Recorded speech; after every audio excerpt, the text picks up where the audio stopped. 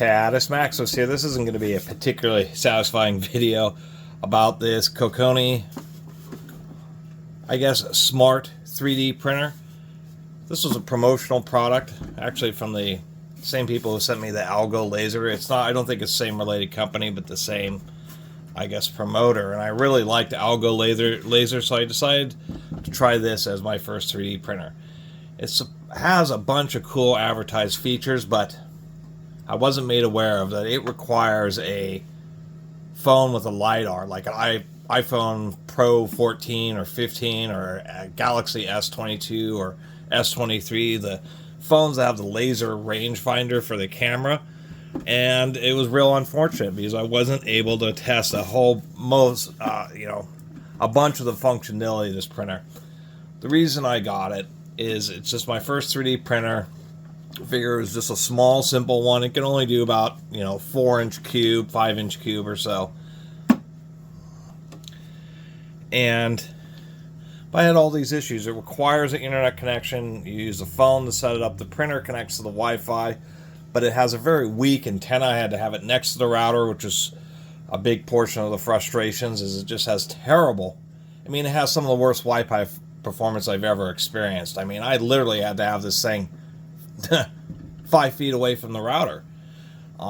It wouldn't even connect into the next room on an AX 5400 router. That was pretty crazy. I was able to get some things printed, and as we can see here, it does, for a 3D printer set on its fine or high detail mode, it took like 3 hours to print this boat, a couple hours to print this toilet. What a great object to print.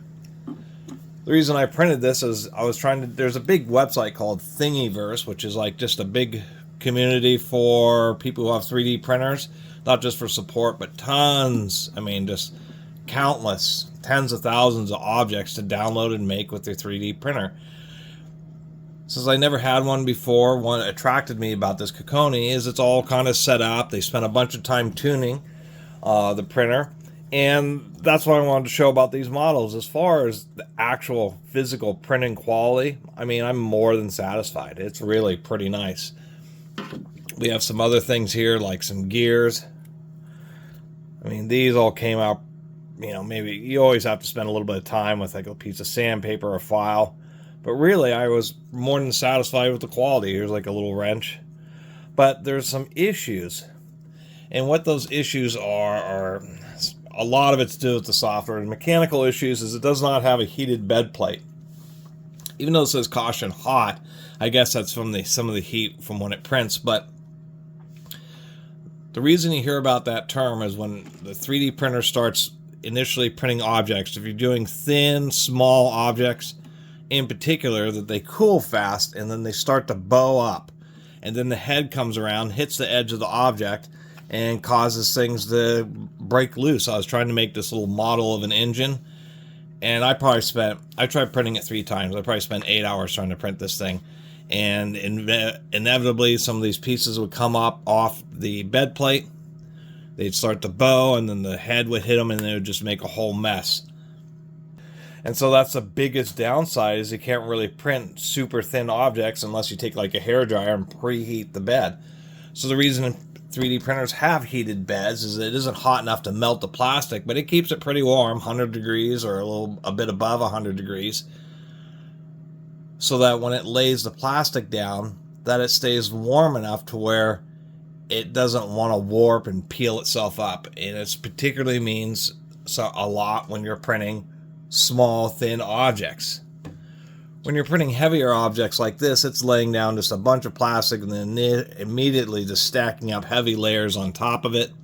Same thing here, although we can kind of see that issue here where this was starting to peel up, but it's stuck enough for it to finish doing this print. So when there's large cross-sectional area, the plastic doesn't warp quite as much as it does with smaller objects. And so that was part of the hassle and the frustration. It's really a family 3D printer. The deal is if you, it had this big mode where you could take an object, take a camera, and just take a bunch of photos going all different angles. And if you have a phone with the LiDAR, then it uses something called Google Arc Core, which is like an AI image processing. So you're supposed to be able to take a picture of somebody's face, and it'll process it and actually generate a 3D model to print with your printer. You can take maybe a broken toy, you know, a socket, take a bunch of photos, 20 or 30 photos going around it, and it'll generate a 3D model, and then you can reprint it. I thought that was going to be an awesome feature, and it probably is, but I just wasn't told that it required a phone that had a LiDAR sensor, which is like, you know, $1,000 plus phones have only been made in the last couple of years. I mean, there's not very many phones that have the laser rangefinder in the camera, and it needs that because as you're taking pictures, it also needs all that sensor data to know the exact distances. And so all these AI modes where you could, once again, you know, take a picture of a face and have it recreated, or do a 3D scan, I just couldn't do it at all because I don't have a, you know, my phone's several years old. So that was a huge frustration. I couldn't even test a bunch of the coolest functionality because I wasn't informed that it required a phone with LiDAR. And I'm going to say it a bunch of times because it's super annoying.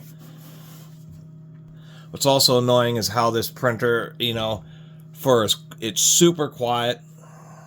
Here, I'll even interject a clip here. A little look around this unit here.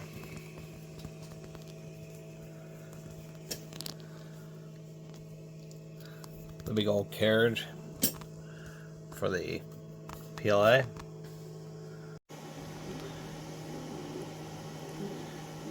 Here it is printing. It was so difficult to get this darn thing connected to the Wi-Fi. You know, for someone like me, it's annoying to have to go through the website, but I think for a lot of people this will probably work because it does simplify it, and it really, I think, would be great for kids. It's a great kids 3D printer, and I'll have to admit it is super duper quiet. I wouldn't say the fastest, but it seems to work. There we go. So it's super quiet, and once again has, you know, more than satisfactory print quality.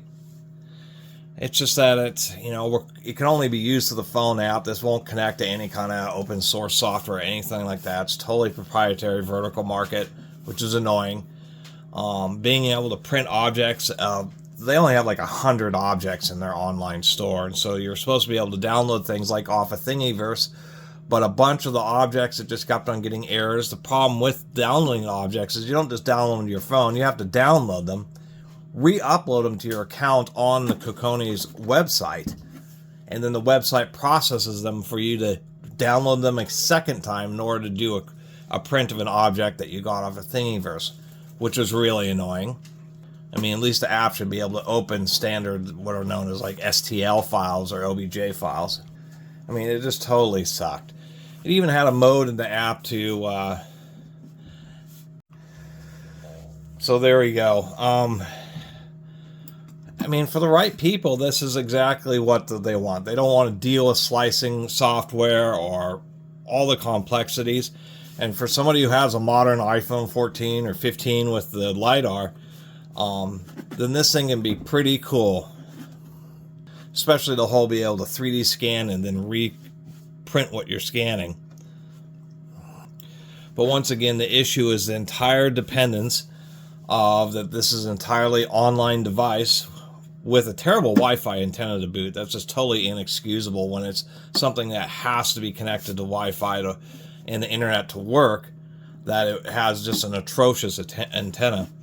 But the other issue is if Kokoni ever goes out of business or the website ever goes down or you lose your internet, you can't use your 3D printer. They have like an offline kind of test mode, but I couldn't even get that to work. So it was just super frustrating. They have these quick change spools, which is supposed to be for, you know, people who don't want to deal really manually feeding it. The spool has a whole pinch roller. There's just a drive motor on the back of the unit that engages into this. And so when you buy these, you kind of get these whole big carriages, which are convenient for some people, but they are kind of wasteful and a lot more expensive because you're just getting a small roll of PLA and you're paying for a whole bunch of housing, which is kind of useless. But for a lot of people, you can just order it, pop this thing on.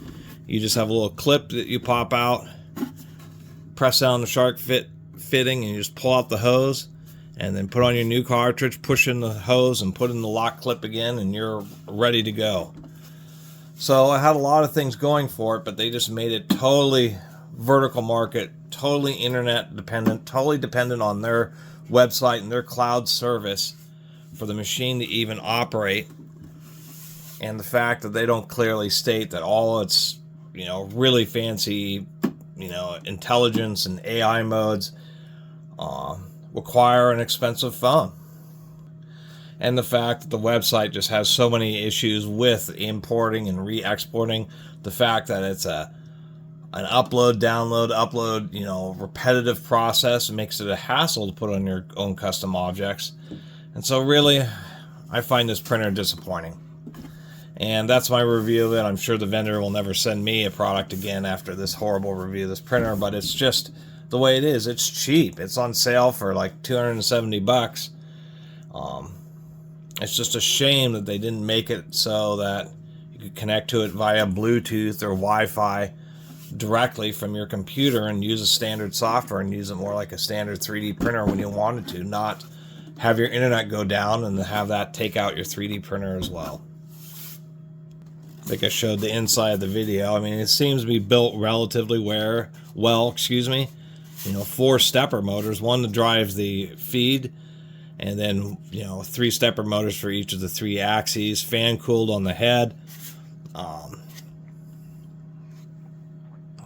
limit switches so it always finds its home position reliably, a little airflow fan in the back, which is the noisiest part of this whole thing. It just sucks that the whole app and everything just really didn't work out for me very well at all. I was barely able to even get it to print these things. And the fact that it's an app on your phone. So when you're printing, and it takes hours to print complicated objects at fine detail, your phone's stuck dealing with driving the printer for several hours. It's just a little bit ill-fated. And I appreciate the effort, especially all the money they spent trying to develop the app. But this is, this is a 3D printer for people who just don't really care much about 3D printers, but think it's kind of cool. And if they have like a kid who's really into one, then that's kind of what this is aimed for. And then it has an app, or you can just print up some general objects, and you have the patience to go through their process to import custom objects and just fiddle around with its whole 3D scanning capabilities, which I wasn't able to do. Anyway, thanks for watching.